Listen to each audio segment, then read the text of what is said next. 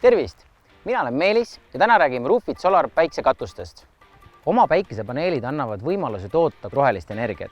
See omakorda annab sõltumatuse elektribörsi hinnast. See võib kõlada üllatavalt, kui Tallinnas ja Milanos on tundide mõttes sama palju päikest, 1900 tundi mõlemas. Mure on see, et meie päike on ebavõrdselt jaotunud. Talvel on väga vähe ja suvel väga palju.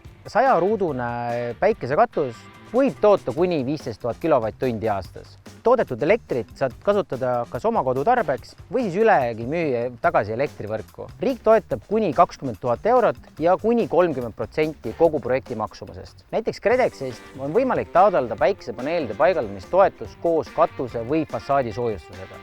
Eramaja katustel on kaks levinumat lahendust. Esiteks tavalised päikesepaneelid ja teiseks ehitis integreeritud ehk kaks ühes päikesekatused.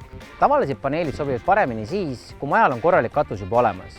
Kui plaanitakse katust renoveerida või eelistatakse lihtsalt esteetilisemat lahendust, siis sobib paremini päikesekatus. Kui oled planeerimas päiksekatuse paigaldust, siis kõigepealt tuleks üle vaadata, kas katus üldse sobib paneelide paigaldamiseks. Ega ümbruses ei ole kõrgeid puid, poste ega hooneid, mis varju heidaksid. Katuse paigaldus võtab 3–7 päeva.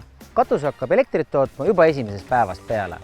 Roofit Solar Click-moodulite eelisteks on põhiliselt vastupidavus ja välimus. Roofit Solar Click-moodulid on toodetud ruukiklassi profiilile ja pakuvad seega teraskatuse kvaliteeti.